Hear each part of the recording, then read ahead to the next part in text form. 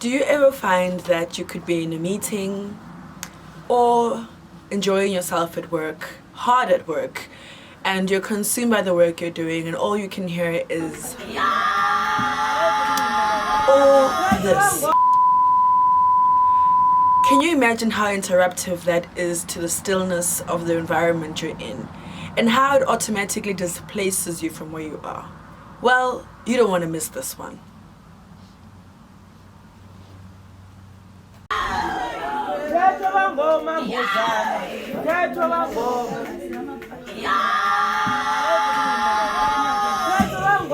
Thokozani, good people, and welcome to another great and exciting episode of Ezasendumbeni. Of course, I'm your host with the most, Gogo Moyo. Today, we're going to be talking to all the people who are in a working environment, who are either in training or have already heeded their call, but in essence, you're struggling with the environment you're in because the conversations in your head, in your body, via your energies, is connecting far, far bigger than the environment you're in. I find that with a lot of people that I get to speak to in my practice, or the mails you guys send me, or even the people that interact with me around me, get to struggle with one very big thing, and how to actually displace yourself from being in the working environment, as well as trying to exist in the world, as well as being umntwana wamadlozi. So, what do I mean by this? Well, I mean, you could be sitting in your office or in a meeting, or you could be invited to a breakfast meeting with your colleagues, and you find there's a whole spread of everything you're prohibited from eating. What do? You know, because the world continues to exist, but you live by a certain ethos, a certain strict set of rules that guide you along your life. But somehow you must manage to exist fully and cognitively in both of these environments. How does one do that? Guys, I remember when I used to work at corporate, and look, it was already difficult to almost dress up for the environment because there's a strict way of dressing when you are working in corporate, and almost like you're not allowed to be free and expressive of self. So the day of Funkogi here, like literally all the corridors, all the paint off the wall would leave the wall to come and take a glance at you as you walk past. Every person with a set of eyes is going to look over their shoulder to see and ogle at you as if there's like some kind of alien antennas coming out of your head.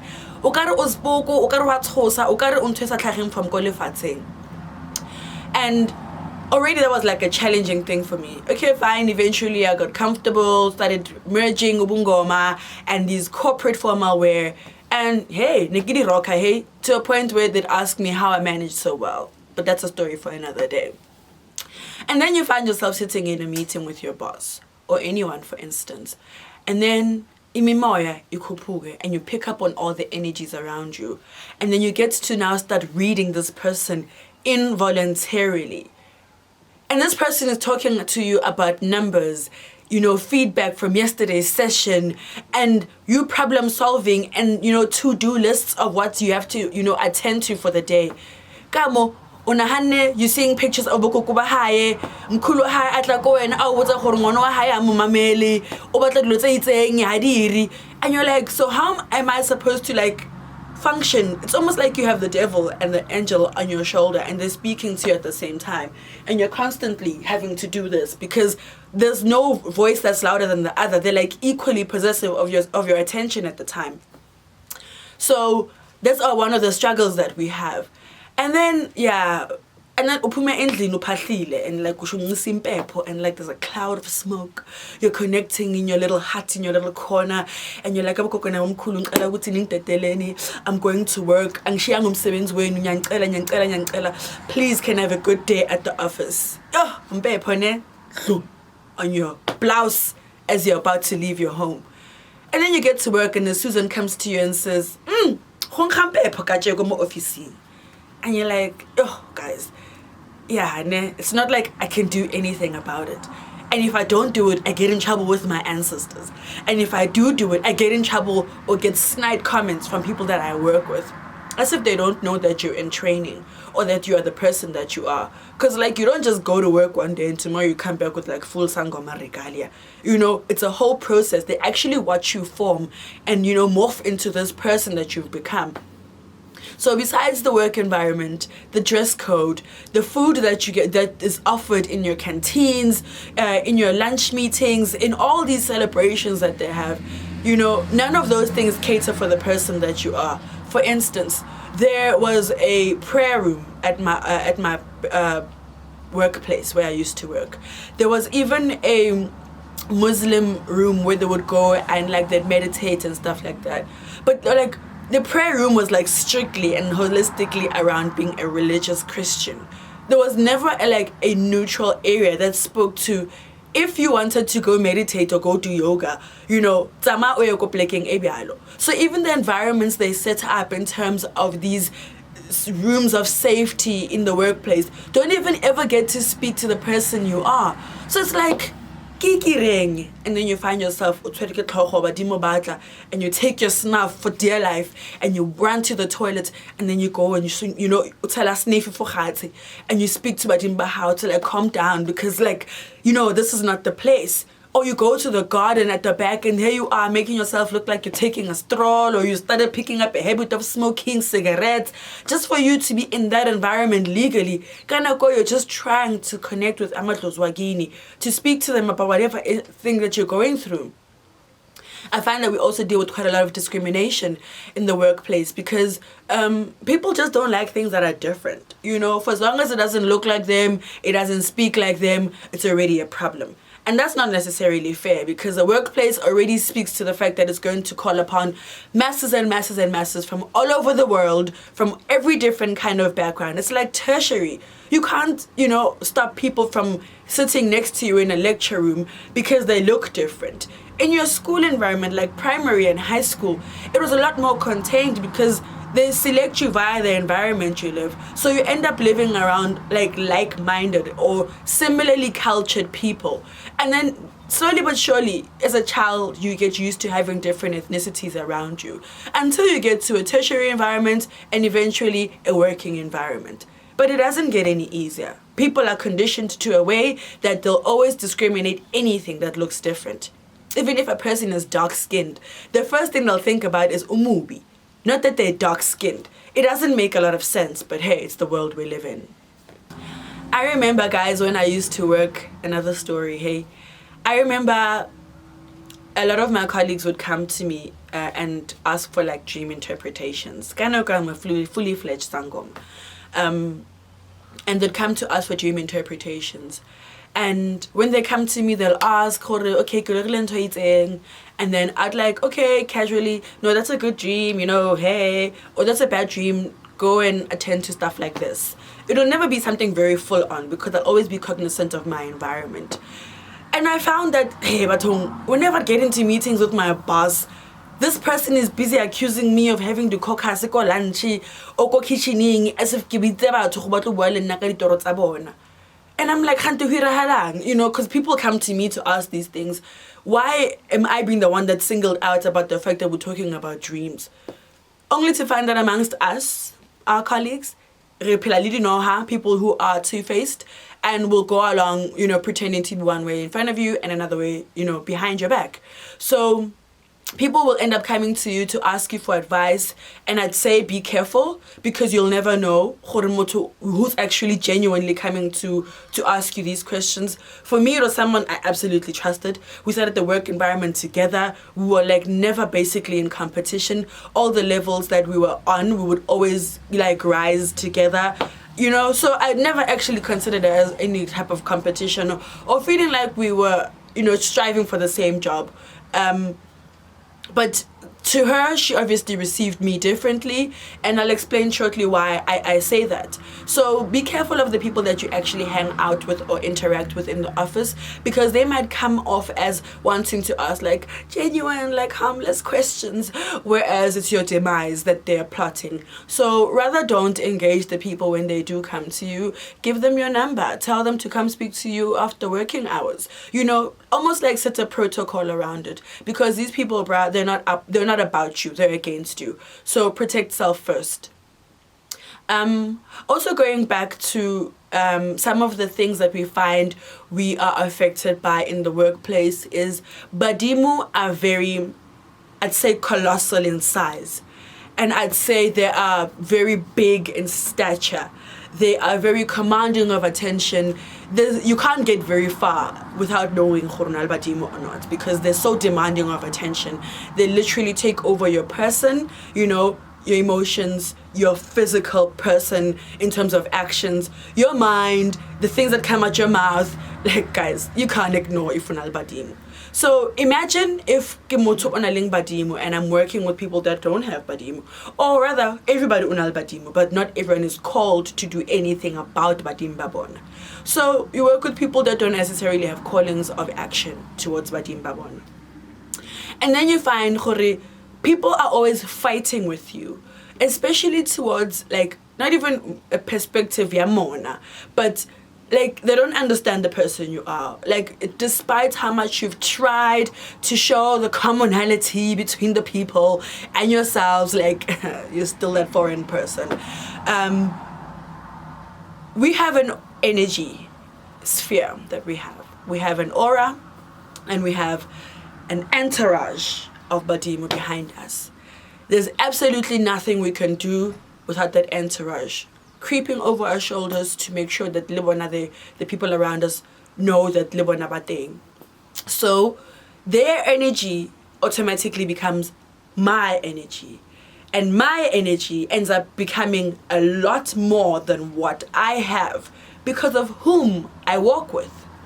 So now imagine you and your boss are always clashing, or your manager, or anyone that's in an authoritative position. Like, you're always clashing with this person, and it's never like literally over like work stuff where you can actually say, I did something wrong.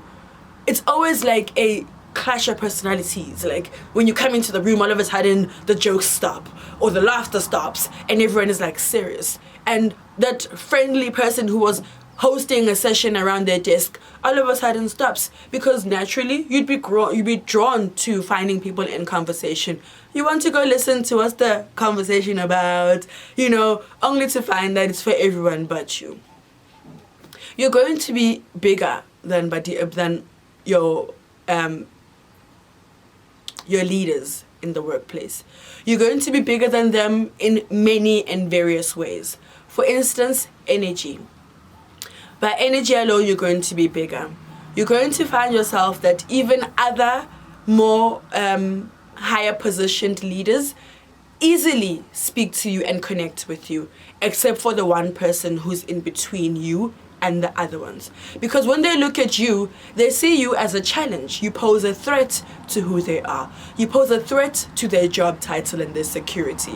So they can't stand having you within their team, because every time they have to go send back reports at the big office, they're always mentioning, but Refugio is such a hard worker. The big bosses are mentioning that about you. Whereas your leader, who's supposed to be the one who's actually singing your praises and talking about how well of an employee you are, they won't do that because they're rather threatened by you. So every time they have to go to these ESCOs and all those meetings that have to do with executives, they're asking who solved the problem for this particular initiative or project or anything like that. Your name keeps cropping up and it starts grinding away at them because you can't help the person you are. But Dimo will also give you the ability to do things further than your own ability yourself. To put an example, let's say you have an ancestor who's really, really big and good at business stuff, business issues. Their business acumen is impeccable. And this is someone who used to run multiple businesses when they were still alive back in the day. They were a big community leader. And you get to this new corporate, you're the small person, literally in size, in status, in position. Even your confidence is little because you haven't worked your way up the ladder. But you have this mkulu on your shoulder. He doesn't ask for permission from anyone. If anything, he goes around setting the rules. Almost like you start suggesting to your boss things of how you can better the things around the office. And you're wondering, where do these things come from? They're not from you, they're from those that you walk with. So anytime you find yourself getting in trouble because of such things, you must understand that the people that walk with you will always, 1,000% of the time, influence how you ultimately behave. To those that are working, either you're an initiate or you are a fully fledged, trained Mngoma, prophet, and. I'm not leaving out any other gifted person. I need for you to understand that there's nothing wrong with you. It's the society that we're brought up in and we are forming part of. I need you to understand that you're not always going to fit in. And you're always going to fit in only with the people that are like you in terms of being gifted in their own right and particularly share the same struggles or similar to you. Don't make this personal. Otherwise, you'll end up one day find yourself writing up a resignation letter and handing it in. I know a friend of mine who did that. And a papa masetse I humile, I rumetse kopile. And it's like, what the hell did I just do? But you end up getting that fed up. Don't give in. It's different if Badimba how are making you dream about leaving the environment or literally purposefully making the environment difficult for you because they've brought the attention to you that they need you in other areas. I remember I'd get to work, music, I start driving to work, and as soon as I have to punch in my card and the gate echo basement or the turnstile my energy will because I'm back here. And there was nowhere where my ancestors were allowed to speak to me or freely or anything like that. So I found that it was happening far too often than not. And then I realized that if I'm honest with myself, I only ever ran my practice on weekends. And that wasn't always all weekends. I'd try to rush back home and get in a few online readings. But I ended up not being able to spend as much time as Badimbaka needed me to by the way I was trying to solve for this problem. Because as a young lady, I wanted to satisfy my dreams, my aspirations, as well as but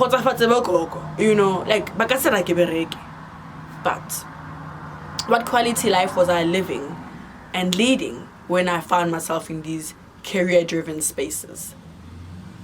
If anything, I was more upset and dissatisfied and felt bullied by the environment and the way that they solved issues. One day, I got fired over some really dumb stuff, really dumb stuff. And I'm a person who can speak for myself, I believe. And when I had that hearing, bruh, my English left me, my logic left me, the attorney in me, Bona. And I'm watching these devils in front of me accusing me, when are you do this at the office? Hey. The mediator is there. And the whole Shabila as a mediator.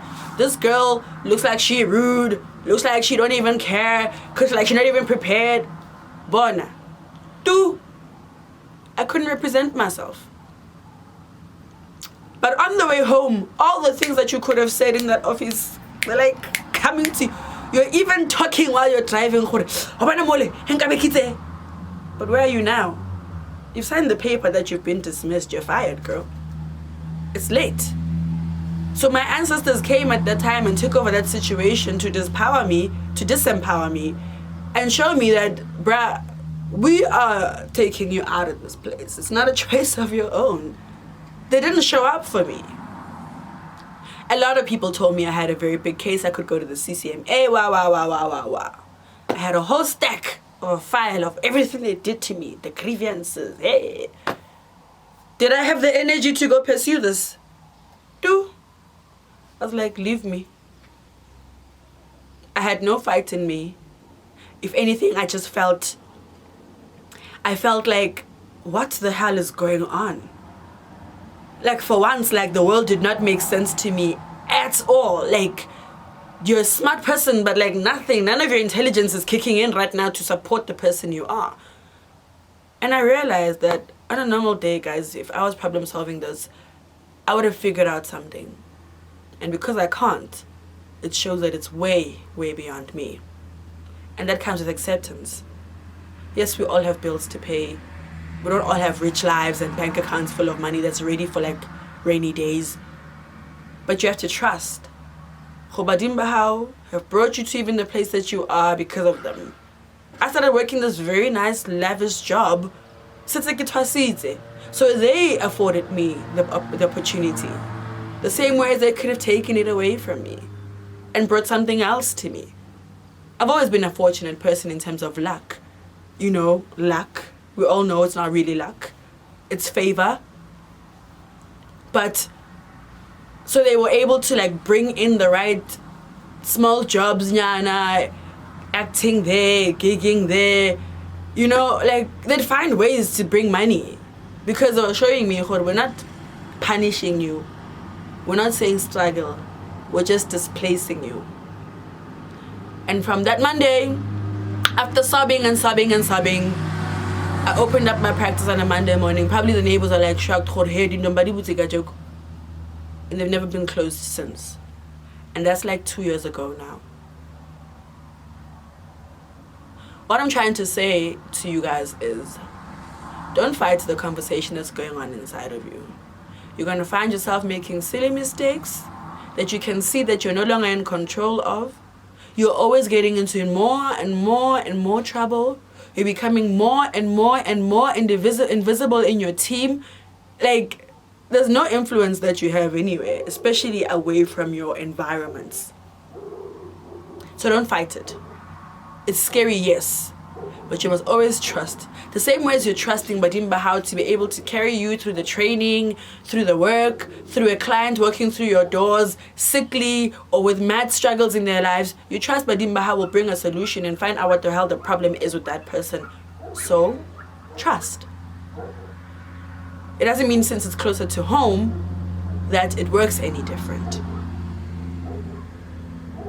And to pull in all the other people who are not working or perhaps are students, to share a quick story, I used to be in a lecture class and a lecture hall, and I find these students all writing down notes so sturdily and attentively. And like I look around like, okay, which chapter of the textbook are we opening today? But I see it's on the board. Hey, I look up at the board. I give on nix. I'm like, I clean my glasses. I sit in front of the closest seat in front of the board. I saw nothing. But these people are all writing.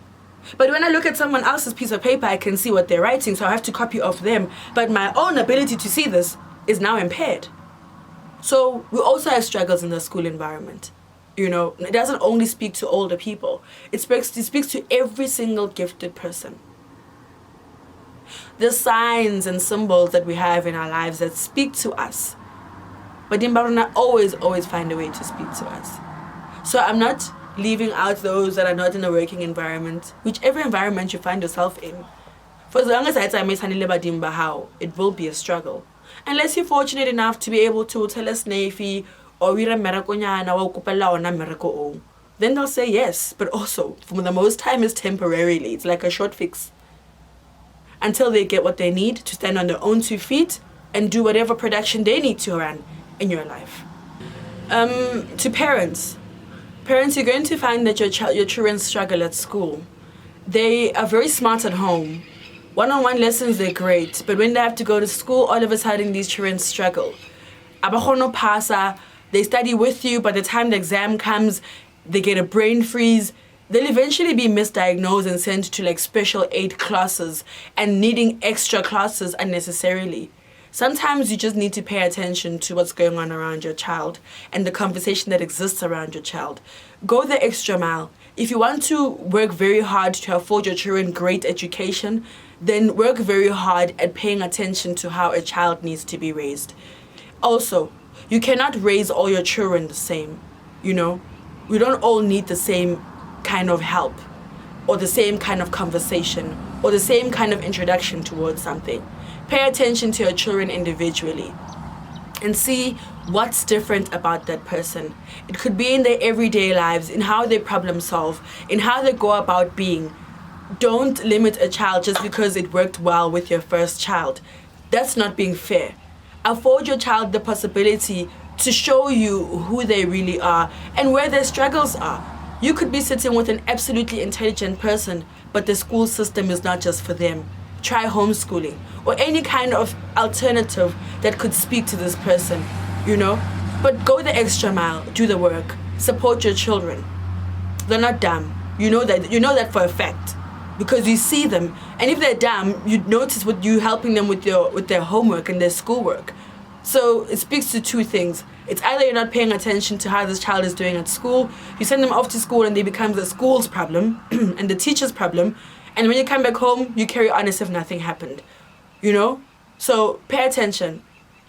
Be the support that your child needs. Even for our loved ones at home, when you notice that your family member is struggling with work environment, try to figure out what the actual issue is. Go the extra mile for each other. We all need support, one way or another. We need each other.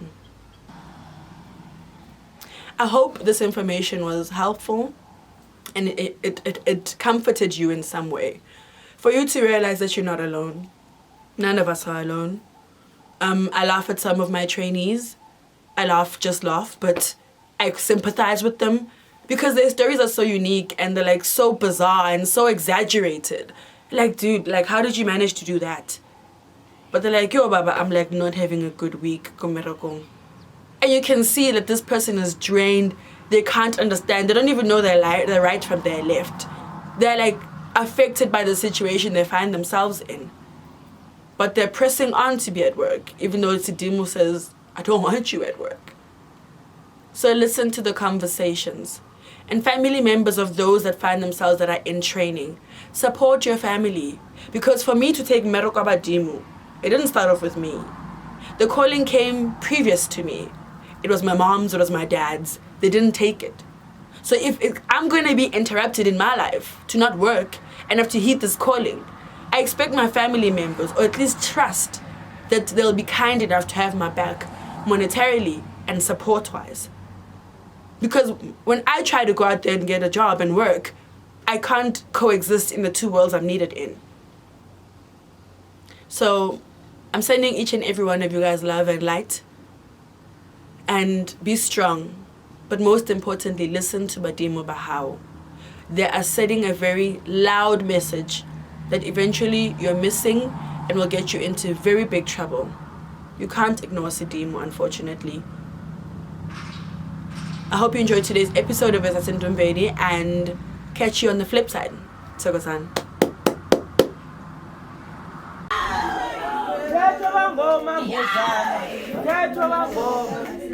Mngoma.